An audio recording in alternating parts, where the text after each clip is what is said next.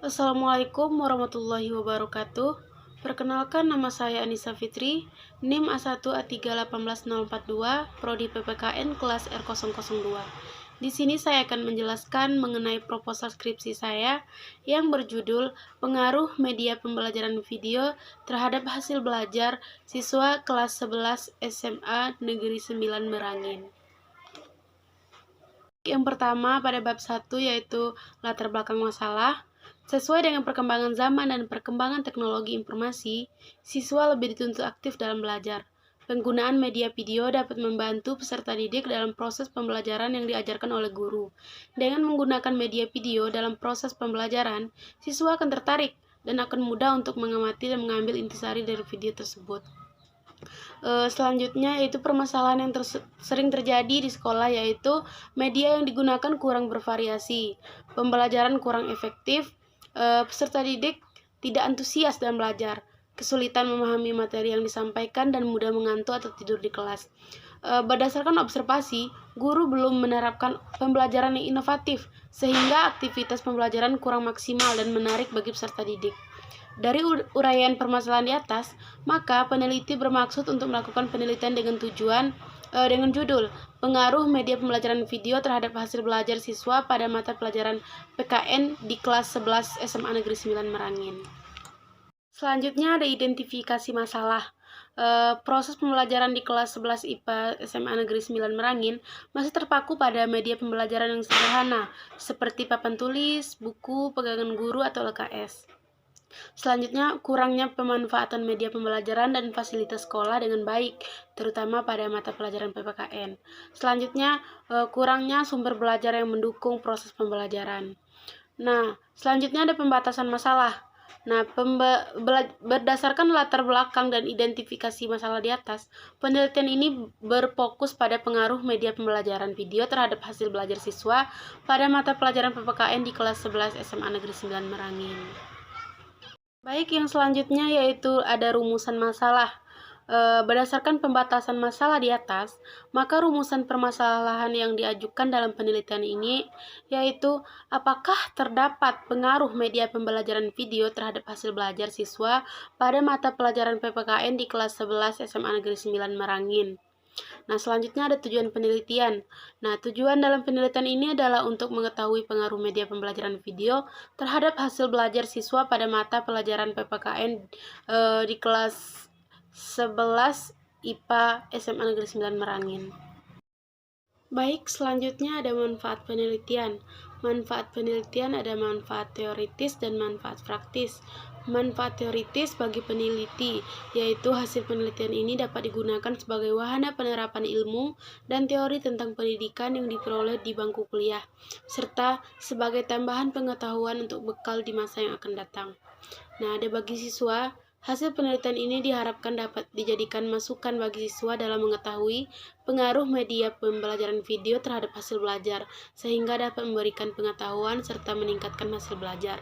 Nah, selanjutnya ada manfaat praktis, yaitu ada bagi sekolah. Bagi sekolah, hasil penelitian ini diharapkan dapat membantu sekolah dalam memecahkan masalah belajar pada siswa, meningkatkan kualitas belajar siswa, meningkatkan sikap profesionalitas pendidik dan tenaga pendidikan, dan menumbuh kembangkan budaya akademik di lingkungan sekolah sehingga tercipta sikap proaktif di dalam melakukan perbaikan mutu pendidikan atau pembelajaran secara berkelanjutan.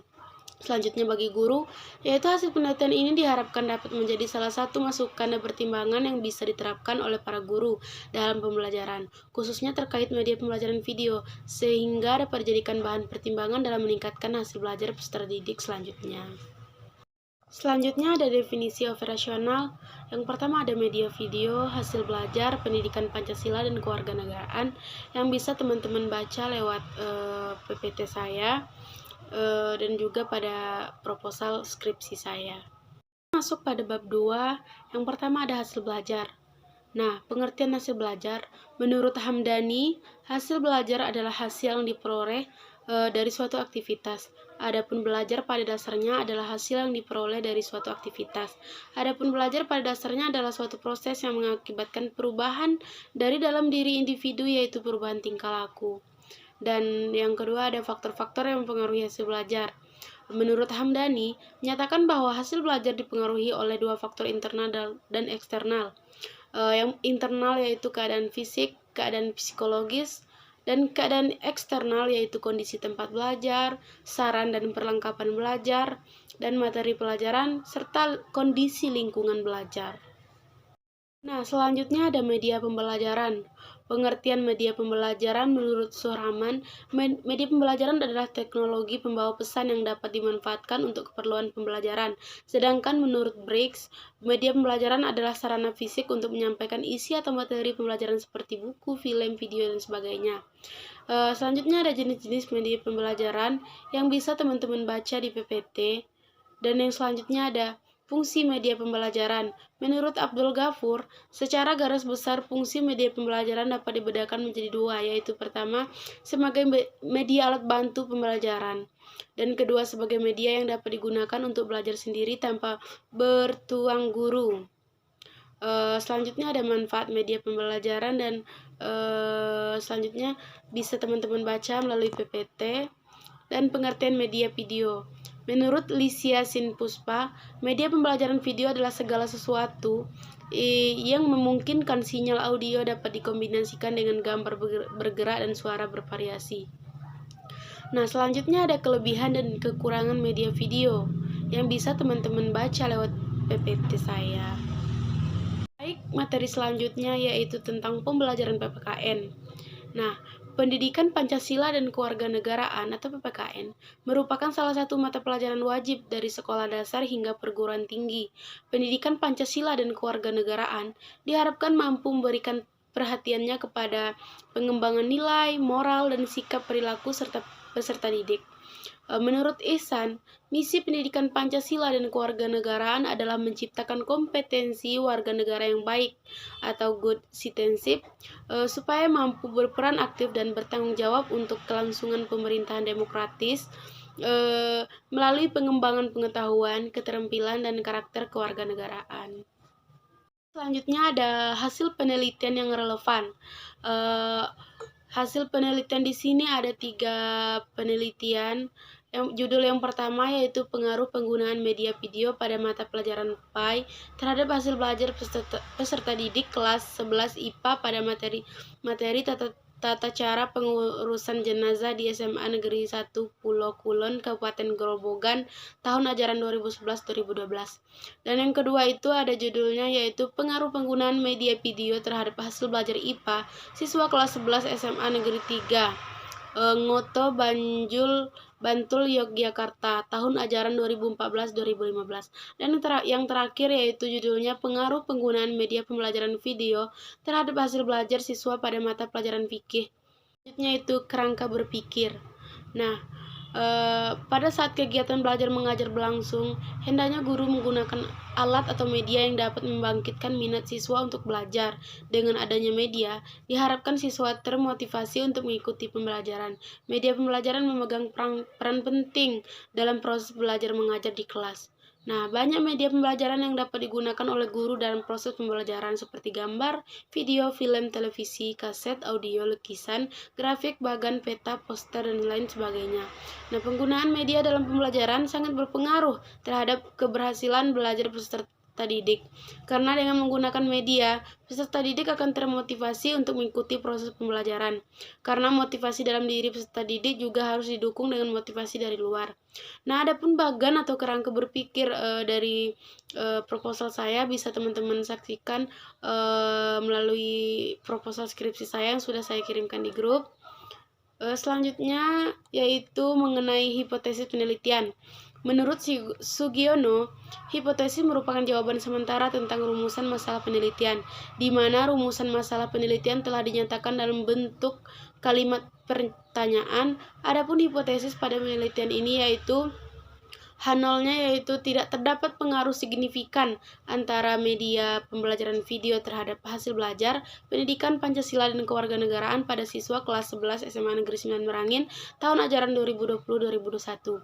Dan HA-nya itu terdapat pengaruh signifikan antara media pembelajaran video terhadap hasil belajar pendidikan Pancasila dan kewarganegaraan pada siswa kelas 11 SMA Negeri 9 Merangin tahun ajaran 2020-2021. Selanjutnya kita masuk pada bab 3 yaitu metodologi penelitian. Adapun tempat dan waktu penelitian. Nah, tempat penelitian ini yaitu di SMA Negeri 9 Merangin. Adapun waktu penelitiannya yaitu diperkirakan sekitar 4 bulan, yaitu dari bulan April sampai bulan Juli 2021. Baik, selanjutnya ada mengenai desain penelitian. Nah, dalam penelitian ini menggunakan bentuk desain eksperimen. Metode eksperimen adalah metode penelitian kuantitatif yang digunakan untuk mengetahui pengaruh variabel independen terhadap variabel dependen dalam kondisi yang terkendalikan. Desain yang digunakan dalam penelitian ini adalah quasi-experimental design. Desain ini mempunyai kelompok kontrol, tetapi tidak dapat berfungsi sepenuhnya untuk mengontrol variabel-variabel luar yang mempengaruhi pelaksanaan eksperimen. Baik, selanjutnya ada mengenai populasi dan sampel, yaitu populasi adalah wilayah generalisasi yang terdiri atas objek atau subjek yang mempunyai kuantitas dan karakteristik tertentu yang ditetapkan oleh peneliti untuk dipelajari dan kemudian ditarik kesimpulannya.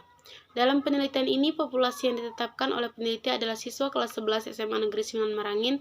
Untuk lebih jelasnya, deskripsi populasi siswa yaitu terdiri pada tabel. Ada 10 kelas, yaitu terdiri dari 337 jumlah siswa, dan kelas yang menjadi sampel dalam penelitian ini adalah kelas 11G yang berjumlah 30 siswa sebagai kelas eksperimen, sedangkan kelas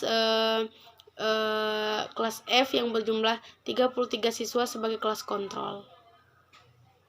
Ada teknik pengambilan sampel, yaitu teknik pengambilan sampel yang dilakukan oleh peneliti dalam penelitian ini adalah dengan teknik non-probability sampling. Teknik pengambilan sampel yang dipilih adalah sampling purposive. Menurut Sugiono, sampling purposive adalah teknik penentuan sampel berdasarkan pertimbangan tertentu. Misalnya akan melakukan penelitian kualitas makanan, maka sampel sumber datanya adalah orang yang ahli makanan, atau peneliti tentang kondisi politik suatu daerah, maka sampel sumber datanya adalah orang yang ahli politik. Nah, dalam hal ini kelas yang menjadi sampel dalam penelitian ini adalah kelas 11G yang berjumlah 30 siswa sebagai kelas eksperimen, sedangkan kelas 11F yang berjumlah 33 siswa sebagai kelas kontrol. Selanjutnya ada teknik pengumpulan data. Nah, di sini yang pertama ada kuesioner atau angket. Kuesioner merupakan teknik pengumpulan data yang dilakukan dengan cara memberi seperangkat pertanyaan atau pertanyaan tertulis kepada responden untuk dijawabnya. Yang kedua ada metode observasi, yaitu lembar observasi merupakan panduan observasi dalam melakukan pengamatan terhadap jalannya kegiatan penelitian yang dilakukan untuk mengumpulkan data tentang hasil belajar siswa dalam kegiatan pembelajaran. Dan yang terakhir ada metode dokumentasi. Dalam pengumpulan datanya, selain menggunakan metode angket, penulis juga menggunakan metode dokumentasi. Dokumentasi adalah cara mengumpulkan data melalui peninggalan tertulis, seperti arsip-arsip teori, dalil atau hukum-hukum, dan lain-lain sebagainya yang berhubungan dengan masalah penelitian. Nah, selanjutnya ada teknik validasi instrumen penelitian. Nah, yang pertama ada uji validitas instrumen, yaitu menurut Ari Kunto. Validitas adalah suatu ukuran yang menunjukkan tingkat-tingkat kevalidan atau kesahihan suatu instrumen. Nah, sebuah instrumen dikatakan valid apabila mampu mengukur apa yang diinginkan. Dan yang kedua ada uji reliabilitas instrumen. Menurut Ari Kunto, reliabilitas menunjuk pada suatu pengertian bahwa suatu instrumen cukup dapat dipercaya untuk digunakan sebagai alat pengumpul data, karena instrumen tersebut sudah baik dalam penelitian ini.